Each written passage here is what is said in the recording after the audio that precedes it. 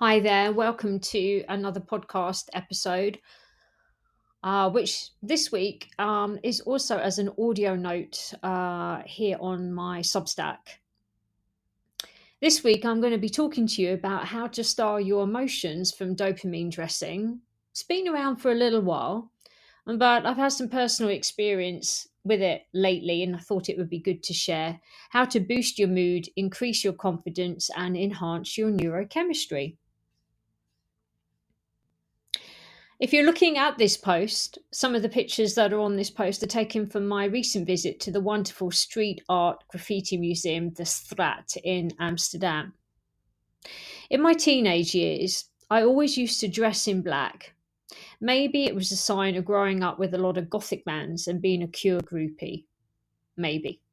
However, even years later, much later, we go back to my early days of yoga teaching, I still found myself only wearing black most of the time. Whilst yet immensely practical and timeless, there are times when a bit of colour is needed, not only to uplift your complexion, but also to boost your mood. Enter colour. Mantra, let me be myself. Over the last 3 months, shall we say, I've noticed some subtle, if not positive changes in my general mood. Even though dealing with a lot of life stuff going on, including my journey with perimenopause and depression, not me in brackets, but someone very close to me. One could say it's been a bit of a challenge at times.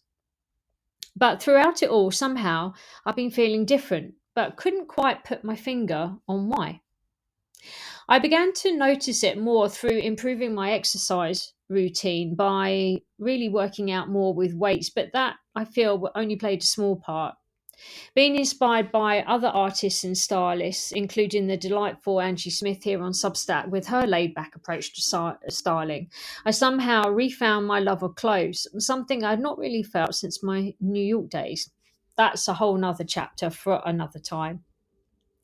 Being reconnected to shapes, textures, and colours has offered me different insights into my thoughts and behaviours, and thus conclusions, in brackets, although nothing is ever set in stone.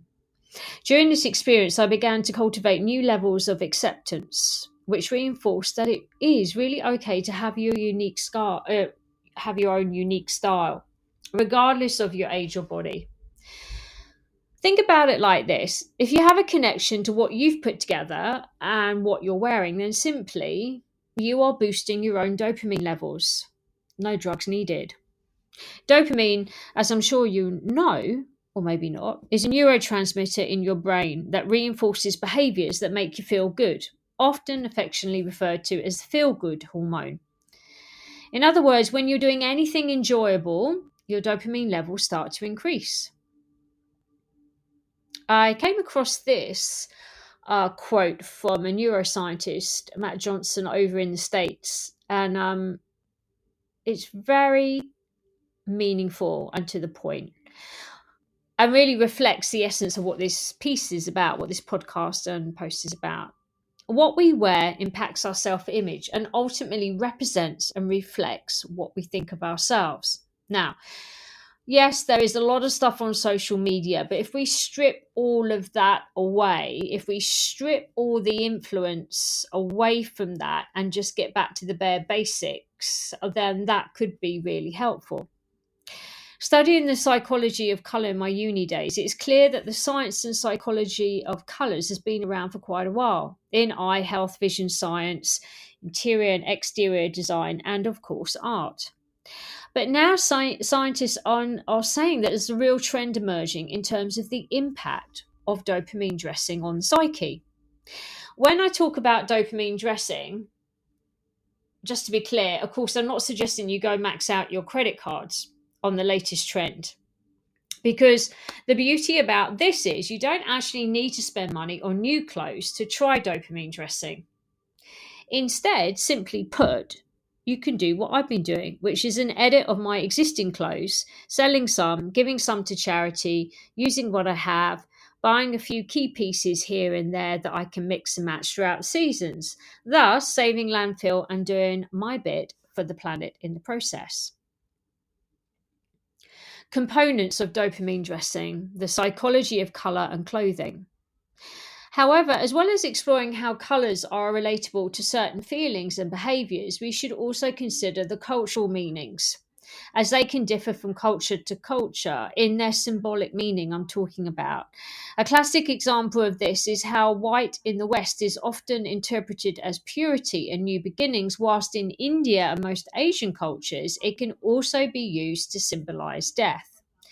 We can also look at how color is depicted throughout the chakra system to help us understand where our energy may be blocked and the emotions and behaviors that are related to specific colors, indicating where we may need to direct our attention to as a result. A great resource for this area would be one of my all time favorite books by Andrea Judith called Eastern Body, Western Mind: Psychology and the Chakra System as a Path to the Self. The link is below here if you go to the post on Substack. So, what is the theory of enclothed cognition? Have you heard about that? Well, I find this really fascinating because I knew a little bit about it, but when I started reading the research, it seems to make real sense. Enclothed cognition refers to the systematic influence that clothes can have on the wearer's feelings, thoughts, and behaviors through their symbolic meaning. Way back in 2012, so we're talking quite some time ago, over a decade, two psychologists led some groundbreaking research and coined the theory of enclothed cognition, which they used to describe and note the influence that clothes have on the wearer's psychological processes. More than just color, using our sense of sight is the sense of touch. How something feels also affects how we feel, catapulting us back sometimes to memories of our childhood or being close to our parents, our mother or our father, how what they were wearing. I mean, as a baby, obviously in our early formative years, touch is also really important as well as smell. So, putting both sight and touch together in dressing can be a very powerful healing tool. You can read more about their research on the link that I've included in the post. So, here are my top dopamine dressing edits for you, my friends. Edit 1: have a notebook, journal, or even a sketch pad to note down and draw. Go grab some colourful crayons if you want to. Draw what or note what you have and what you might like to look for. And then jot down some suppliers that you like to go to, as well as some new ones you might like to try.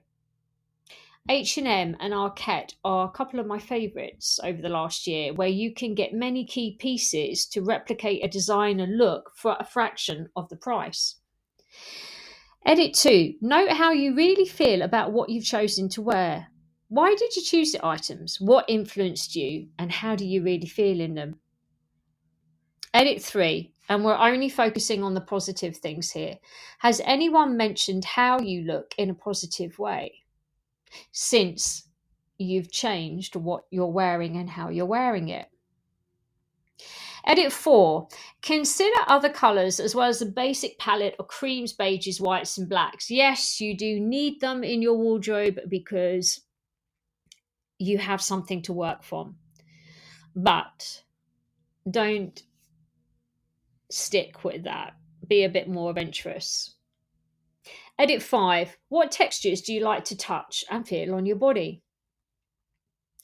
Edit 6, try and encapsulate your personality by adding some accessories to the outfit, to the look. Jewelry, scarves, hats, tattoos, whatever. Put your personal style on it. Put your personal stamp on it.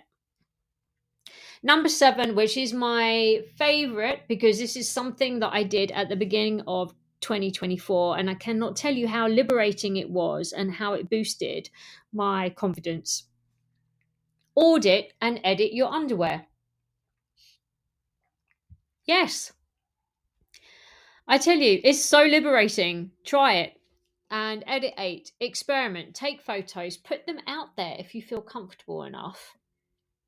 You know, I'm not a fashion influencer, but I'll let you into a little secret. I started a mini pet project over on Instagram, and I cannot believe the number of views that I've had on my reels.